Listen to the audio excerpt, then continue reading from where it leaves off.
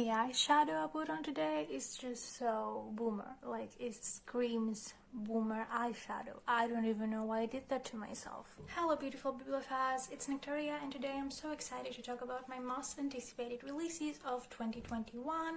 Well, actually my most anticipated releases for the first half of the year because I was in that process, like late November and the whole of December when you're just watching videos and scrolling through Goodreads lists and scrolling through articles and just, seeing the updates from your favorite authors on all over social media and, just noting down the books and the titles that just seem more appealing. I was doing that and I started with a good number. Like we were at about 25, 28 books. And then somehow, like after a bit more research, that number just completely got out of hand. And now we're at like 65 books. I don't even know how that happened, but I obviously could not talk about 60 books in one video. It'd be 2 hours long. So I tried to make it, shorter by dividing the year into half. So we'll see how that will go. I'm so excited. We have YA fantasy, YA contemporary, some literary fiction, and we even have books that will trigger my climate anxiety. And like that's great. And you're like, triggering your climate anxiety is great. Like I didn't say it was fun. I said it was great in the sense that I'm so glad that the concern about the climate crisis is just being out there in the world, and it's making its way through every kind of media, even like young adult books. And it's just so important to me that one way or another, like awareness can be spread about just how important dealing with the climate crisis is, and just how awful the results of the climate crisis are and will be, and how it's really important to act now to protect ourselves from that. So I'm just really excited about that. I'm not sure if we're going to see those books in this video or the one in May about the second half of the year, but we'll see. And I'm also just so genuinely excited about the own voices and the representation stories that just keep growing every year, like year after year. I'm so excited about all the books we're going to talk about today. So by month, starting with January, of course some of the books are already out because, well, we are into January. I want to start with When You Look Like Us by Pamela and Harris, and I'm going to read you the whole premise of this because it sounds so great. When you look like us, brown skin, brown eyes, black braids or fades, people think you're trouble. No one looks twice at a missing black girl from the projects because she must have brought whatever happened to her upon herself. I, Jay Murphy, can admit that for a minute I thought my sister Nicole got too caught up with her boyfriend, a drug dealer, and his friends. But she's gone too long now. It's time to step up and do what the Newport News Police Department won't do. Nick, I'm bringing you home. That sounds like so good. Like, am I the only one that finds this like such a great premise? Like, I'm genuinely excited.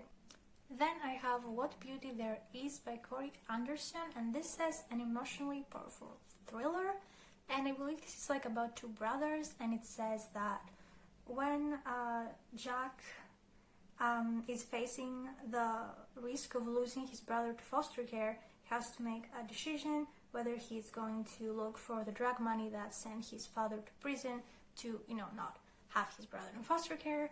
And that sounds like quite interesting. And then this girl kind of gets caught up in this because like she's the daughter of someone else who also wants the drug money. I don't know, like it sounds cool. Next I have Last Night at the Telegraph Club by Melinda Law, and this is set in the 1950s in Chinatown, San Francisco, and we follow a Chinese American character, and it's LGBTQ+, it's an LGBTQ+ story, and I'm so excited. Like this just sounds so just genuinely interesting, and it is historical fiction. Like I think like it like refers to like the whole Red Scare thing going on in the 1950s, and can I not be excited about this? We Could Be Heroes by Mike Chen. This is sci-fi and it's actually like a superhero book, which sounds quite a bit out of my comfort zone, but the premise of it just seems so interesting. So it says an extraordinary and emotional adventure about unlikely friends and the power of choosing who you want to be. And we follow Jamie, who wakes up in an empty apartment, and he seems to not really remember stuff about his identity in the past, but he does have the power to read other people's like memories and erase them if he wants. And then we have Zoe, who has some like speed and strength abilities, and those two meet in a memory loss support group. And I guess after that they do superhero stuff. Sounds interesting. Next one I'm super excited about, because like I read the premise and I was like, whoa, this is like big, this is important. And it is called One of the Good Ones by Micah Mullet and Marija Mullet. And I just read the premise and it's like, wow, like it tackles like really important social justice matters, and like it is also about police brutality and police violence. And I just feel like it's really important to just listen and read and educate ourselves on matters like that, especially by stories written from authors of color. And I'm going to read you the premise to understand like why I was so amazed by this. So it says, teen social activist and history buff Casey Smith is killed under mysterious circumstances after attending a social justice rally. As Casey becomes another immortalized victim in the fight against police brutality, her devastated sister Happy begins to question the idolized way her sister is remembered, as one of the good ones. Even the phrase rings wrong in her mind. Why are only certain people deemed worthy to be missed? Like that hit hard, like that hit hard, because like really like that happens out there, and like people judge other people, and they're like, some people just have to be perfect and angelic to just be missed. And that's exactly what it says, like on a little line on the cover. I'm not sure you can see, but it says, shouldn't being human be enough? And that just hit real hard. Like it seems like so just hard and important, and it's honestly like on the top 5 of my most anticipated books of the year. Like I read it and I was like devastated already. Like it seems so just important. I cannot wait. Is this already out? Is it? January 5, it's already out. I'm gonna try to get my hands on it. Don't Tell Us All by Kirsten Miller. This sounds like a haunting story, like it's YA horror, and it is about ghosts. It's about this girl, Bram, and like she's haunted by her family's past, and she goes to live to a town where her uncle James has renovated an old mansion, and obviously like I believe there will be ghosts in the mansion. I don't know, but it does sound intriguing, and I've been getting more into ghost stories, and the cover is gorgeous, so why not? Next, A Diary of Blood by S.T. Gibson, and everything about this got me. It says a lyrical, yes, like you already had me at lyrical, like writing, obviously. Anyways, it says a lyrical and dreamy reimagining of Dracula's brides, and I've heard there's suffix tagline on this book, like you had me at lyrical, creepy reimagining of Dracula's brides, and LGBTQ+. Like you had me with those 3 facts. You completely had me. The cover seems quite just gothic, and the story itself sounds quite gothic, so I'm excited. Into the Heartless Wood by Joanna Ruth Mayer. This says the story of impossible love between a monstrous tree siren and a boy who lives at the edge of her wood. And this is obviously YA fantasy, and if it is like focus on the romance, I'm not gonna like it that much, obviously, but I mean, not obviously, I mean obviously for me. And but like I love forests and trees in that setting, so hopefully this will be like executed well and I'll like it. And now moving on to February, I'm gonna start with my most anticipated release of February, which is The Boy from the Mist by Gary Lonsborough. I'm very sorry, I could not find somewhere in the net where it says how the author's name is pronounced, so I'm really sorry.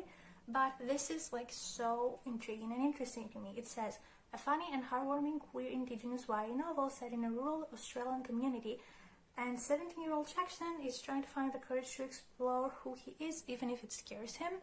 And you had me with all these great elements. The cover is gorgeous, like it's one of my favorite covers of the year, and I really want to read more books by indigenous authors, so I'm just so excited for this one. Like I'm really so hyped for it. Hear the Rain, Isn't It Beautiful? Anyways, the next book is Muted by Tammy Charles, and this is about 70-year-old Denver who is just in love with music. Like music is her entire life and her passion and her chance to escape her very small, very white hometown. And Denver and her best friends Dolly and Zach sing their way into the orbit of the biggest R&B star in the world, Son Mercury Ellis. Merc gives them everything: parties, wild nights, plus hours and hours in the recording studio. Even the painful sacrifices and the lies the girls have to tell are worth it until they're not. my god, I just now see that this is inspired by true events, which is, oh my god, this is hard. But yeah, this happens very often in the music industry, like men taking advantage of young women, young girls and their dreams, and so I feel like this is very important to hear about from a YA contemporary novel. So this is obviously going to be a hard experience, like it's going to be hard to read, but I am really, really excited for it. Next, I have a coming-of-age novel, All Girls, by Emily Layden, and this is set in this prestigious New England prep school, and I believe it follows 9 main female characters who navigate their ambitions, friendships, and fears against the backdrop of a scandal the administration wants silenced.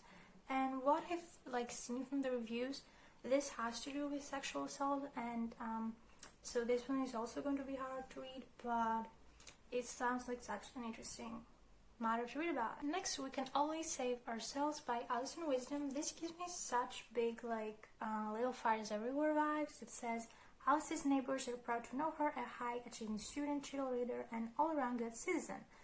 And the night before she's expected to be crowned homecoming queen, though, she commits an act of vandalism, then disappears following a magnetic stranger named Wesley to a bungalow in another part of the state. But I am assuming this Wesley person, from what I read in the promise, is not who he says he is, not that nice guy in the end. And then it says, back home, the story of Alice's disappearance and radicalization is framed by the first-person pluralist chorus of the mothers who knew her before, who worry about her, but also resent the tears she made in the fabric of their perfect world. And it gives me such Little Fires Everywhere vibes, and I cannot speak. And I really enjoy that book, and I just like it when it's about those just perfect families who live in the suburbs, and they're also just perfect, and their kids have to grow up and be equally as perfect, and then they realize that no, something happens, and they realize that people aren't supposed to be perfect like that. They aren't supposed to work and live like robots, and that makes them realize stuff about their lifestyle, and that is just so intriguing to me. Next, I have Never Have I Ever by Isabel Yupp, which is, I believe, a collection of short stories, and it says spells and stories, urban legends, and immigrant tales. And I don't know, it sounds so exciting. The cover is just beautiful. Next, I have a YA fantasy, We're the Fire by Sam Taylor, and it says children are stolen from their families by a cruel emperor forced to undergo a horrific transformative procedure and serve in the army as magical fire-wielding soldiers. I'm excited. Next one also sounds like really, really good, Firekeeper's Daughter by Angeline Boulay, and it says a YA thriller about a native teen who must root out the corruption in her community. And this sounds so good. I just really want to read more from native authors and about native characters, and this feels like a great place to start. I mean, did you see the cover? Is gorgeous, and the premise sounds so interesting. I really cannot wait. Moving on to March, I have All Our Hidden Gifts by Caroline O'Donoghue. I believe it's pronounced that way, I don't know. And this is about Maeve, who is really popular in her school for just doing like very famous tarot card readings.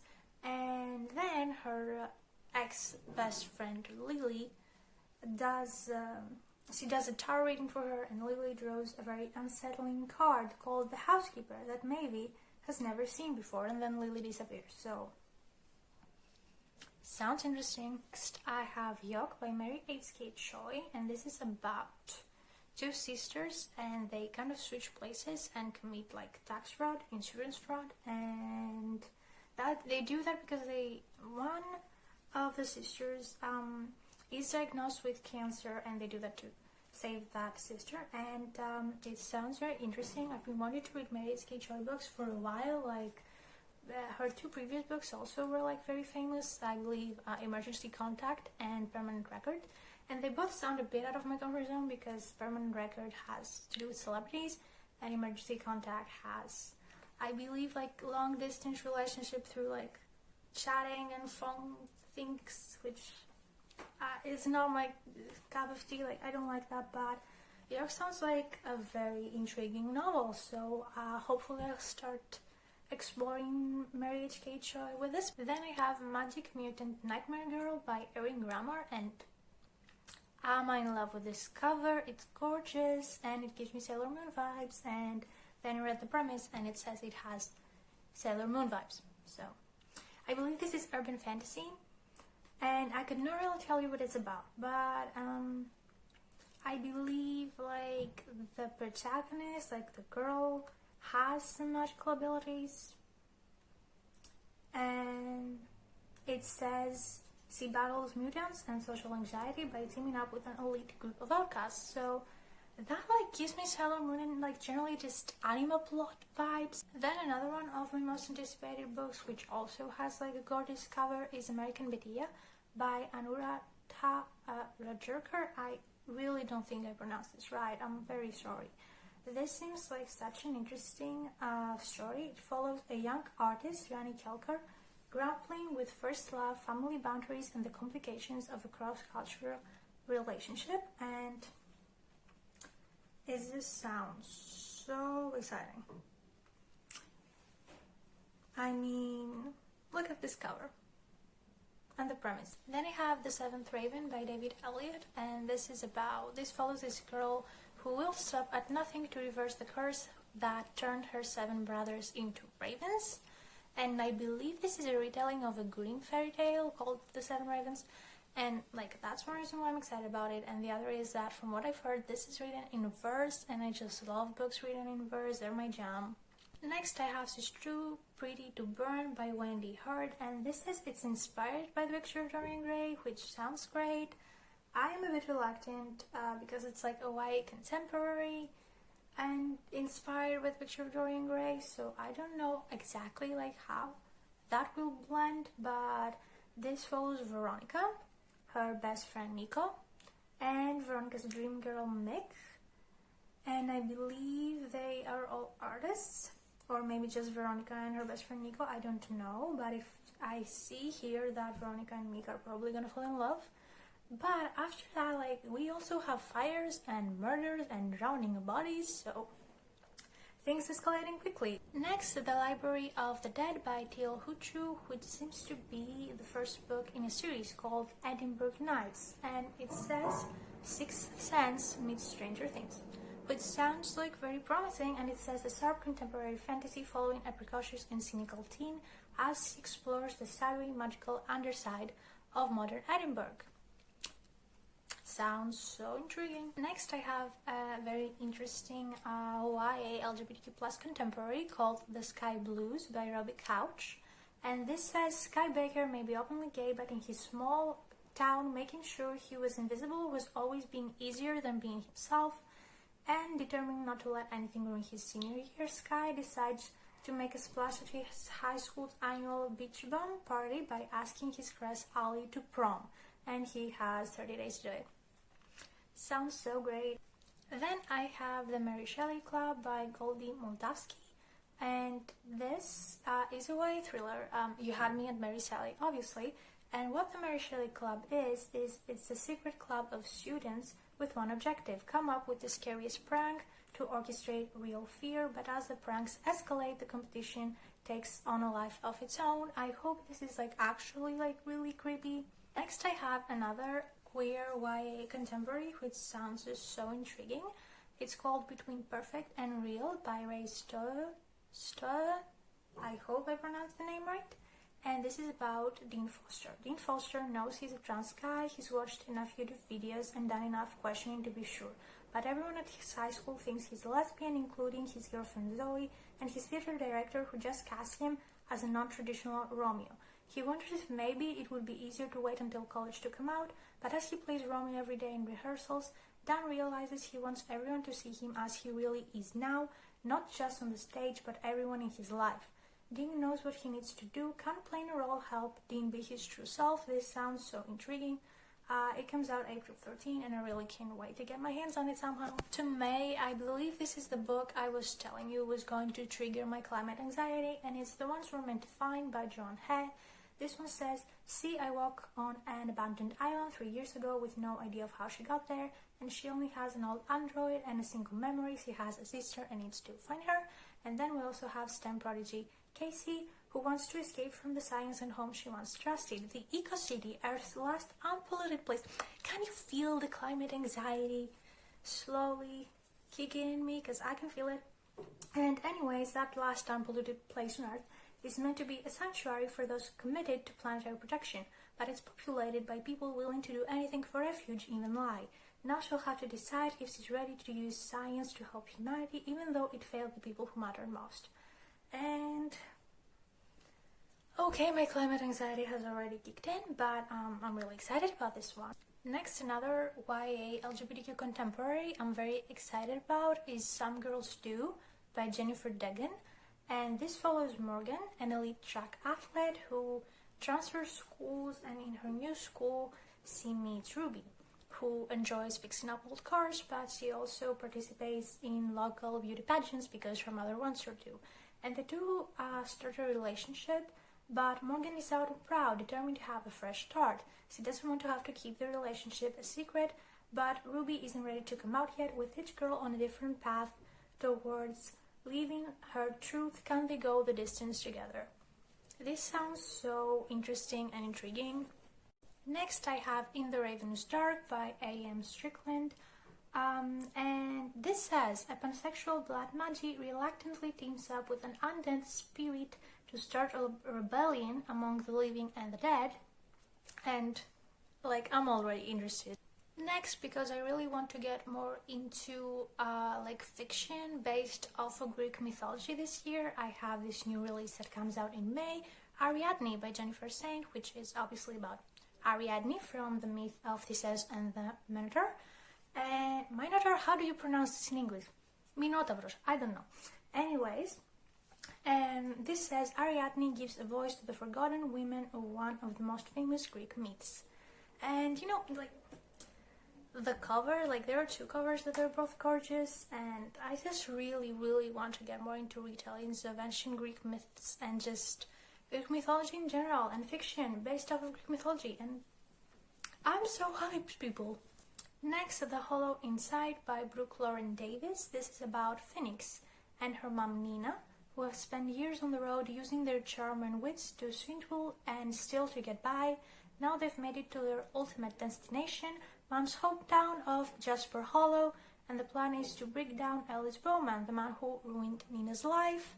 Sounds like kind of an interesting premise, we'll see.